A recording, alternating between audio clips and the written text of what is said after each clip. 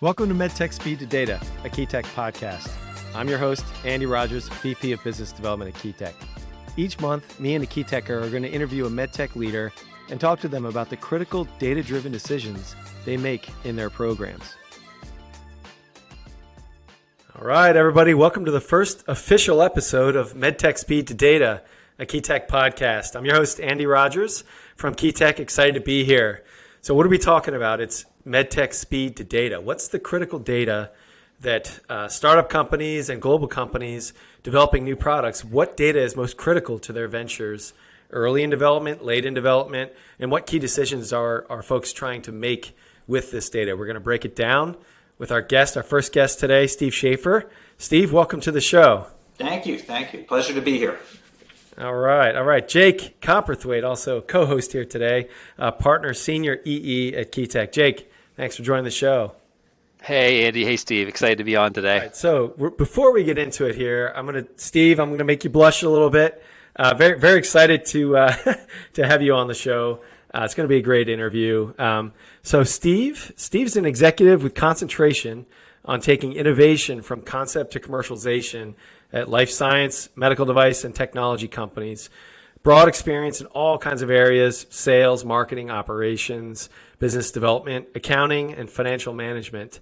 I had to reread this a few times here, Steve, but you've completed over $1 billion, that's with a B, in transactions, including over $250 million raised for startup and growth companies. That's legit. Very excited that you're on the show here.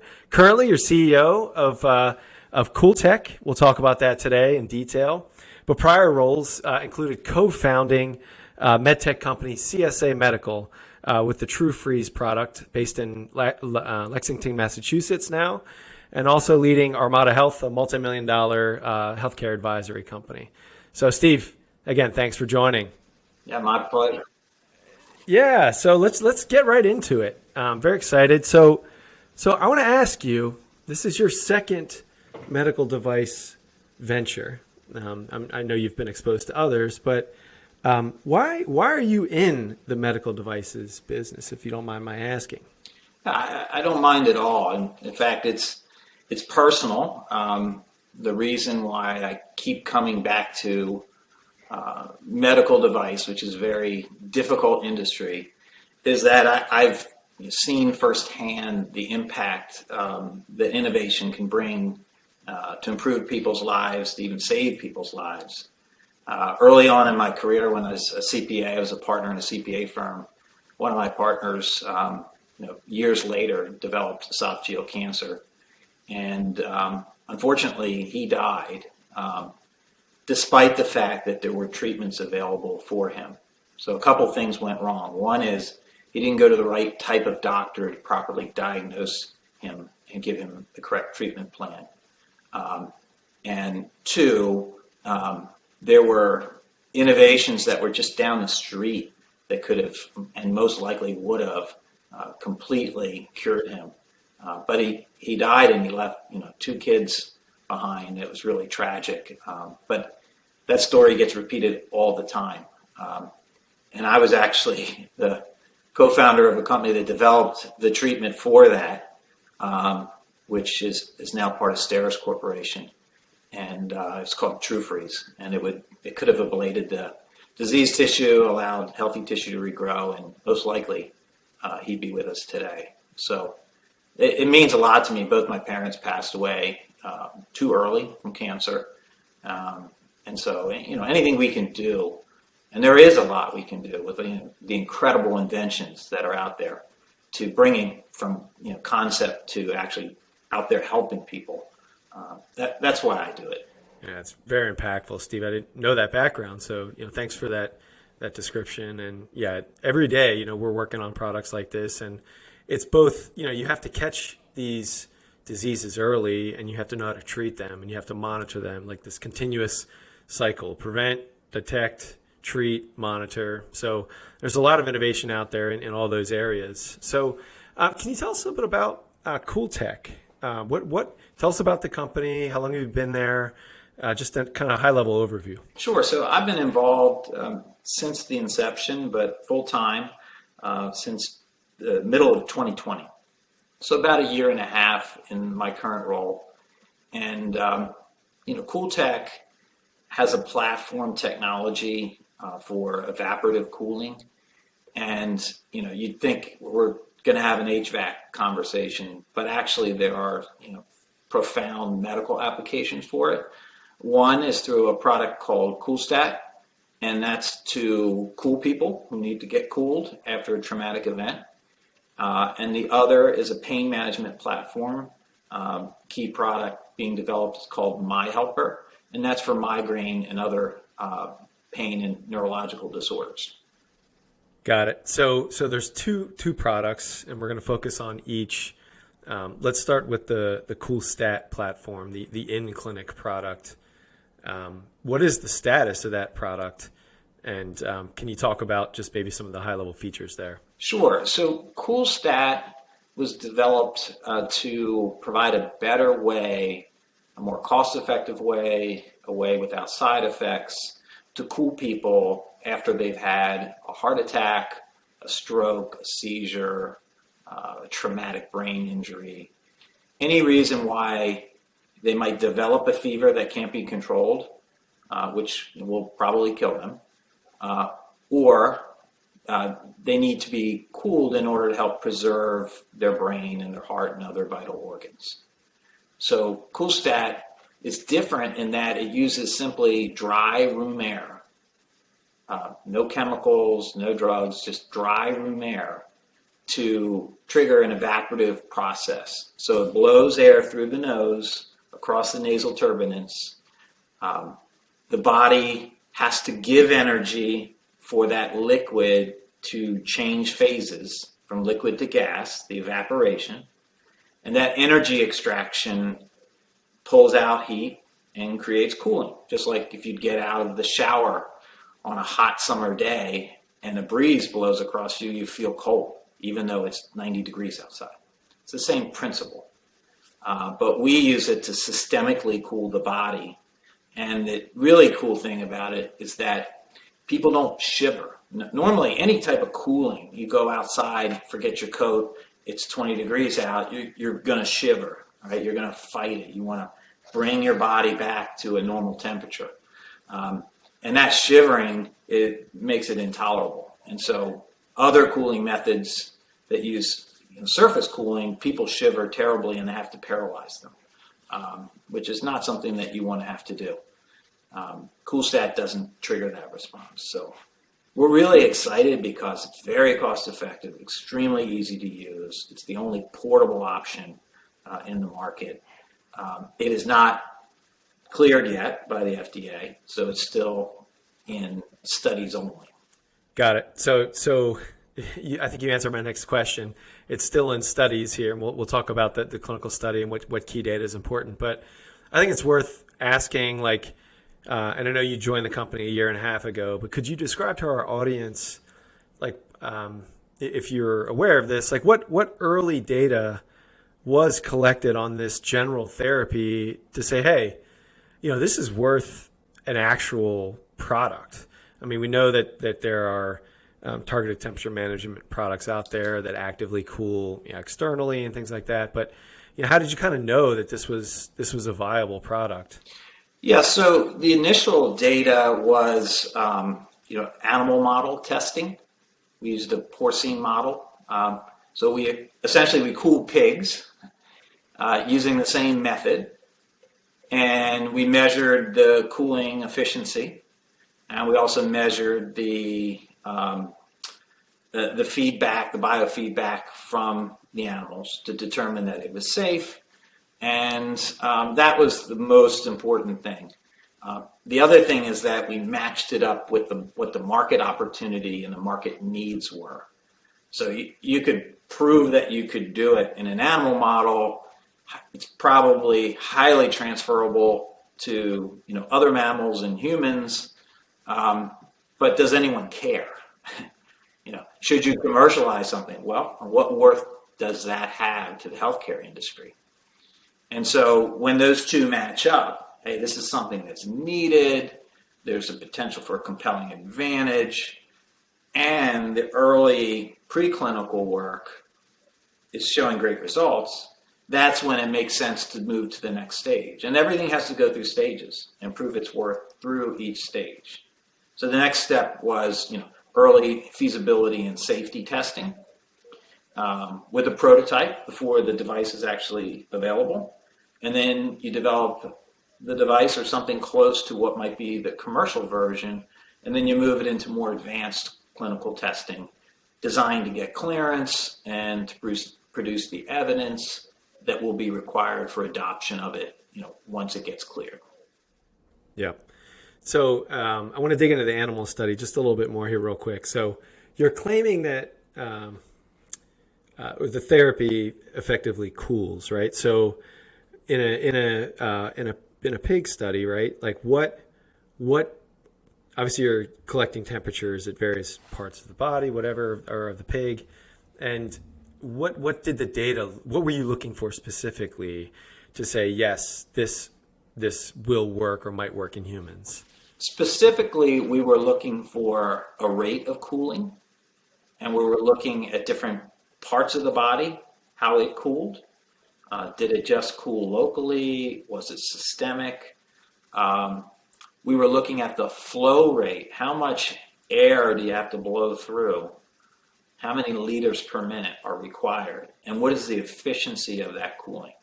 If it takes 2 days to cool somebody 1 degree, that's not going to work. So we were looking at the efficiency of the cooling, the flow rate, because the amount of flow has to be tolerable and has to be practical to deliver. So those are the main endpoints. Okay. So you're showing feasibility on a bench.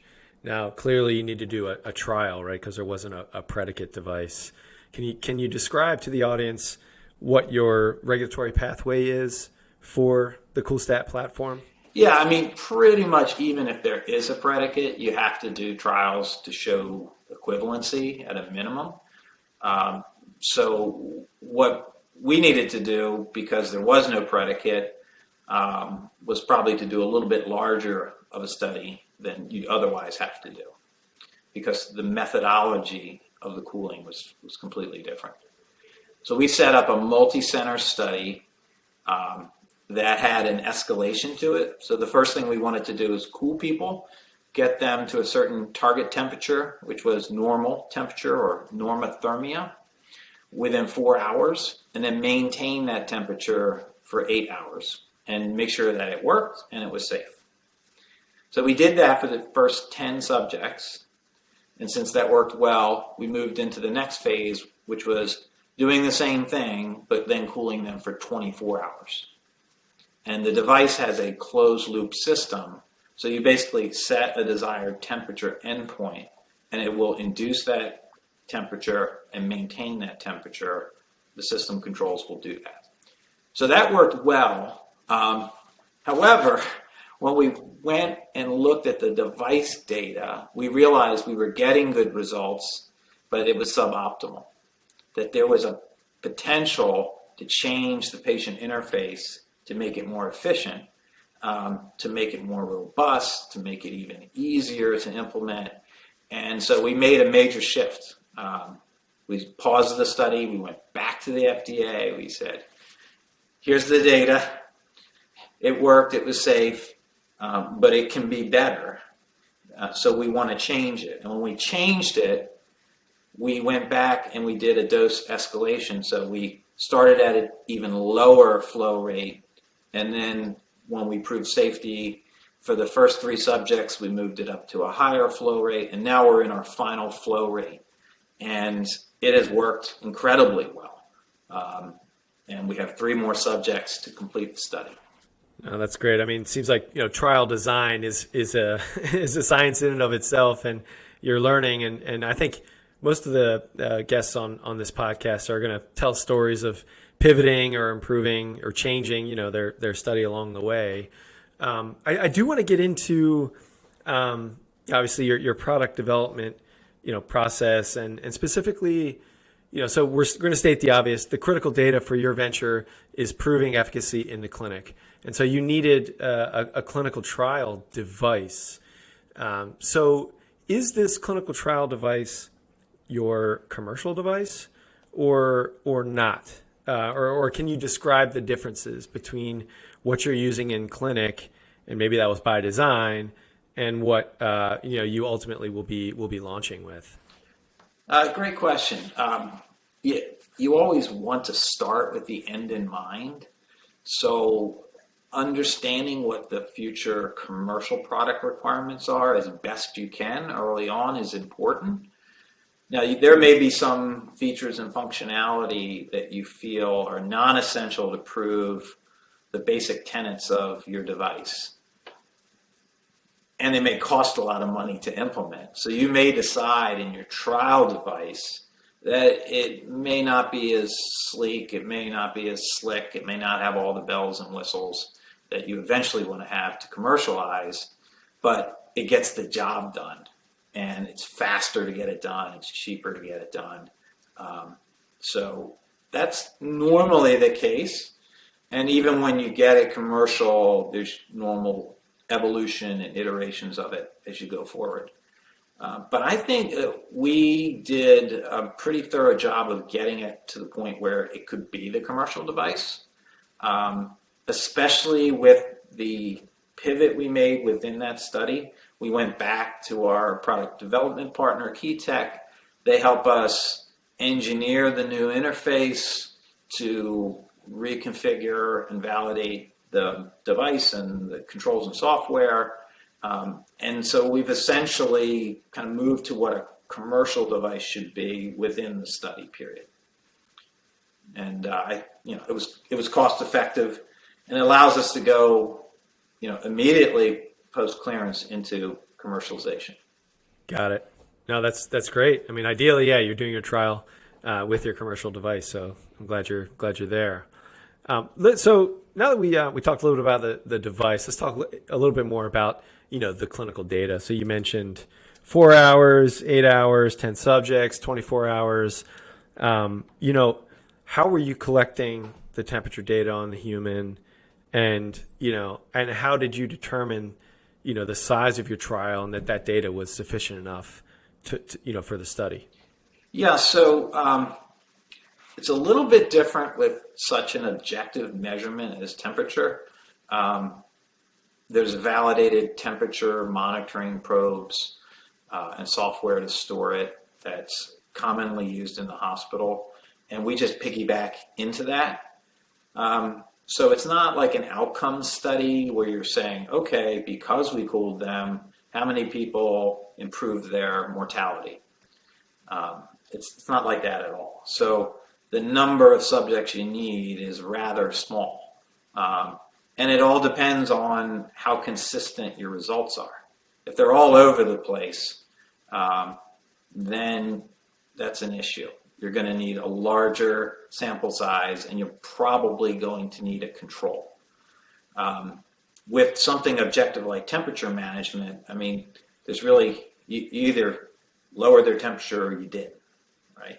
Having a randomized controlled trial really doesn't make sense because it's such an objective measurement.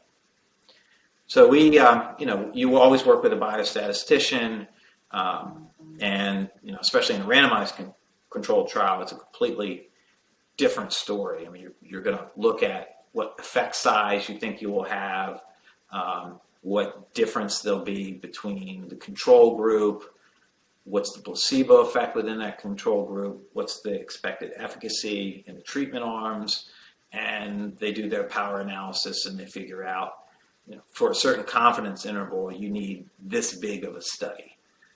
For ours, for temperature management, it hasn't been that complex.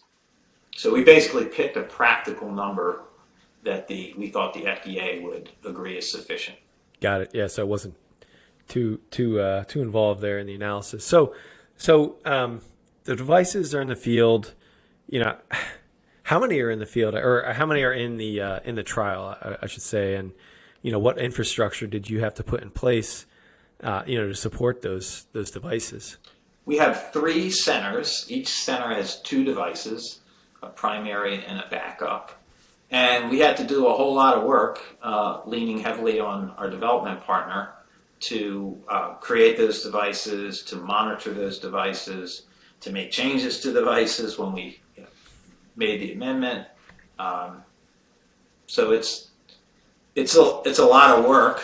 We also look at every subject that's enrolled and treated. We look at the device data right afterwards. So every second, the device is storing the performance of pretty much everything, from what the temperature is, the flow rates, the pressure, the patient temperature, all that's recorded. And so we analyze that to see if there are any issues.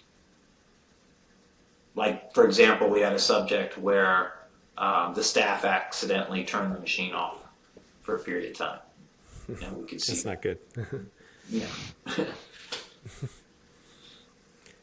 Got it.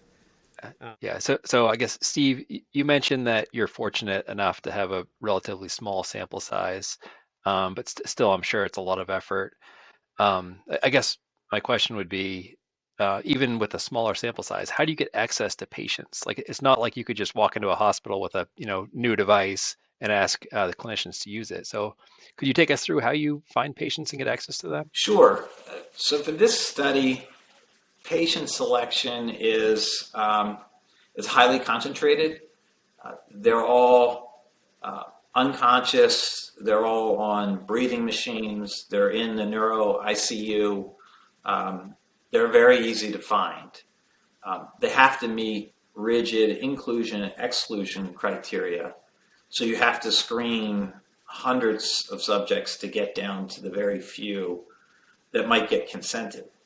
And then you have to have the hospital's clinical research staff get that consent.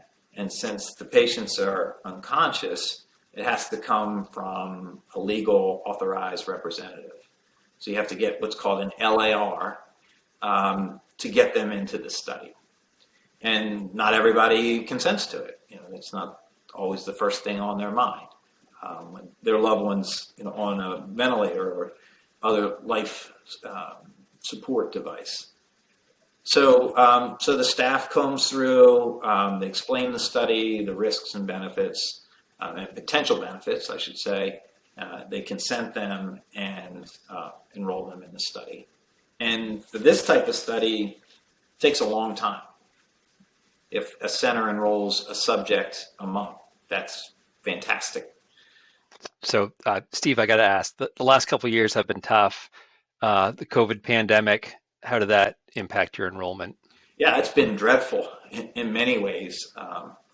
The human toll on people, all the death, the healthcare workers exhausted, the staff shortages, the potential for contagion, having an aerosol generating procedure, like using CoolStat, it's blowing air through a patient's nose, adds another element. So obviously no one with COVID should be in the study. And so it's made it incredibly difficult, even access to the centers. I mean, normally for a clinical study, your team would be in there shoulder to shoulder, looking for opportunities to enroll patients, and there'd be a physical presence within the hospital. Not during COVID, couldn't come anywhere near the building. So it has made it more challenging. Sure. Yeah, it sounds like additional logistical challenges. I guess the next thing I'm interested in is just the process of handling the data. So, how is it collected? How is it stored? And then how is it reviewed? Where does it go once you collect it? Yeah, great question. So it starts out being recorded on predetermined, what are called CRFs. So they're forms that tie to the protocol, what data to be gathered and how it's to be gathered is all pre-specified. So it actually starts out on paper and then it is entered into an electronic data capture software system and a database that's been built and validated. We use a partner called MedNet on that, and then that data is aggregated, it's validated, And we also, in this study, have the luxury of the device data as well. So we can match up what the device said happened to what the human said happened when they recorded it off their devices. So it's a good way to make sure that there's consistency in the data. Sure, makes sense. So how soon can you see the data? Are you looking at it, daily or weekly? When are you able to get your eyes on it? Yeah, so we can see it usually within 24 hours, and we look as soon as it comes in. There's no reason not to in this case. It's not a blinded study. There's no randomization. So you really want to see what happened as soon as possible, and if there are any issues, you want to address them, before the next patient gets enrolled.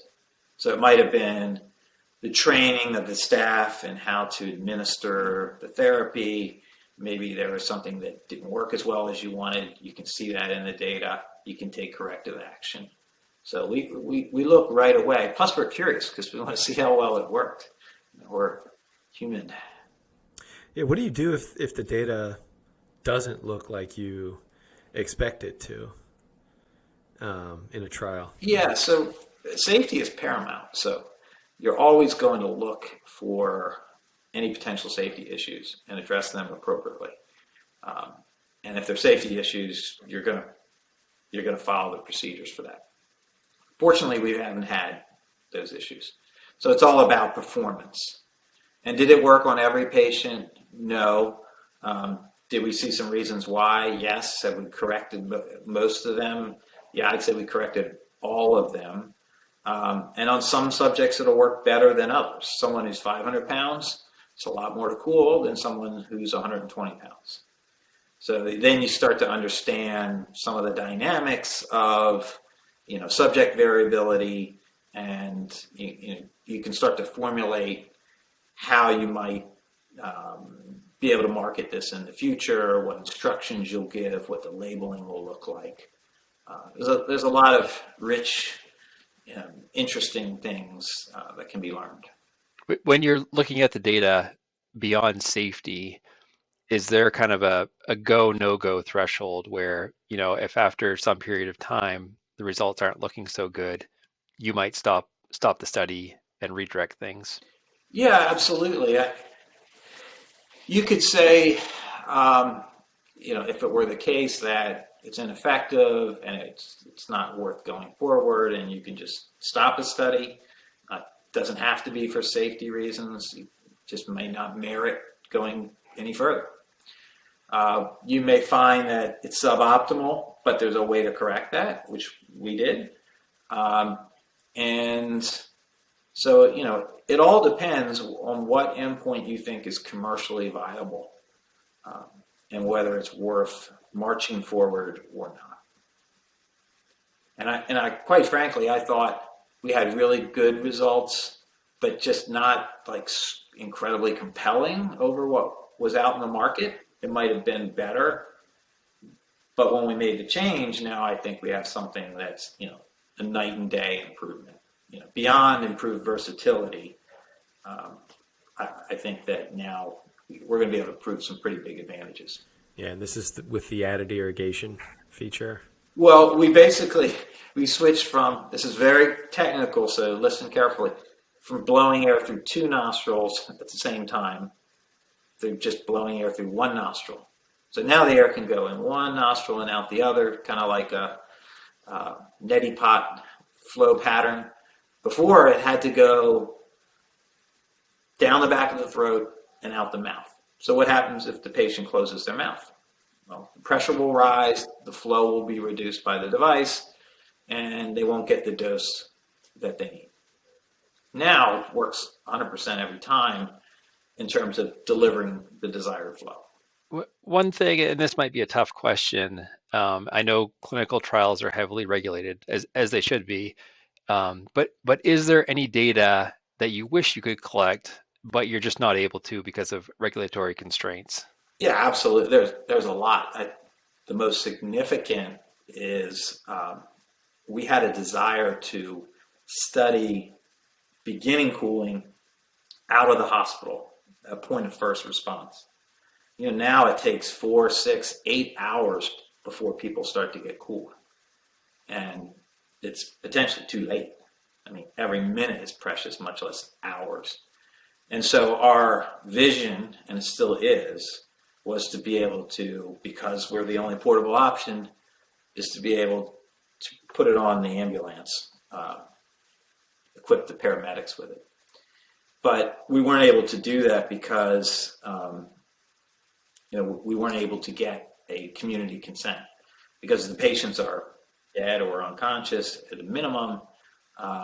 They can't get consent. And so in order to start a therapy right away, you have to have what's called community consent. And they didn't think we were ready to do that until we proved the safety and efficacy within the hospital. So I would love to do that study, but we can't, not now. One day. One day. That's interesting. Okay. So, I mean, I feel like we've touched on what data is important, how you're collecting it. I guess when will your trial be completed? You don't have many patients, but are you close? We only have 3 more to go. So yes, we are close. I'm gonna have to go get my crystal ball to tell you how long it will take to get those 3. I hope we'll be done in April, possibly sooner. All right. So, Steve, let's go into the lightning round here. Let's have a little fun. All right. We'll focus on the CoolStat platform for now. But all right, so you've had success developing products, getting them through trials and on the market. So what advice do you have for entrepreneurs that are fundraising right now? Trying to get traction, showing these early concepts, without clinical data. What advice do you have for these startup entrepreneurs to get where you are now, in the driver's seat, towards the end of a trial, looking at the commercialization? It's tough out there in medtech to get funding. To get early funding is even harder. And the traditional venture capital firm who would come in at a very early stage, like a concept stage, preclinical, they really don't do that anymore. So you're forced to source your funds from private investors, angels, small funds, maybe state-run funds, and high net worth individuals. The other source is grants, very important. So that kind of angel money and grant money is your target when you're at that stage. And there you want to have something that people can identify with. Maybe they have a personal connection to the desire to bring a solution for the disease or the need for a diagnostic. You've got to do your homework. You've got to be able to lay out, the plan, what it's going to take to get there, what it's going to look like when you get there, the business model will look like. You've got to go through all the standard business plan stuff. And the more primary and secondary research you have to back up your story, the better. Yeah, I was listening to a medtech podcast, not this one, but a different one. And one of the I think it was kind of a news report, and reimbursement, which is not surprising here, but that the reimbursement projections is one of the most important sort of indicators for success. So can you talk a little bit about reimbursement for targeted temperature management for CoolTech? How it's going to get paid for is critical. There is the possibility that you can create new reimbursement. And even if you get a code, doesn't mean you're going to get coverage by commercial insurers. So you're going to end up in the end, you have to have the data to support that it's cost effective. So there's not just efficacy, it's cost effective. It makes sense. So for temperature management, these patients are in intensive care. They're admitted. They fall under DRGs. It's a package deal for care for them. And so the reimbursement the hospital gets to care for that patient is the reimbursement. And so how does CoolStat doesn't get specifically covered or won't, but it'll be part of the costs they already incur, and it will allow them to reduce those costs. What is the rough cost equation on this product? Is it that you're reducing the number of days in an ICU potentially, and of course saving the life, but is it as simple as reducing the time in the ICU that really is like the value you're communicating? Well, that's a huge value. When someone spikes a fever that can't be controlled by medication and is raging out of control, they have to reduce it. So it's something that they're compelled to do. Now, how they do it today is use other devices, which are much more costly. So there's the cost of the device itself, A versus B. And if ours is a third of theirs, then that's the savings. Mm-hmm. There's also the lack of shivering as a side effect, which they need all these costly medications for. So the reduction of those pharmaceuticals. And lastly would be if you do anything to lessen their stay, then that's very helpful as well. So if they don't have to be as deeply sedated and paralyzed to avoid the shivering, then it stands to reason that they will be out of the ICU faster, which is big bucks. We don't have the data to support that yet, but I think it's pretty logical conclusion. Got it. That's for another trial, I suppose. Yeah. So we are, there are a lot of companies that their leaders, they're confident in their R&D team, either they have an internal team or they're working with outside product development firms and manufacturers. And so now, they're like you, it sounds like they're shifting their attention to the commercial stage. So we're still in the lightning round. It's a very, very slow lightning round here, but let's keep going.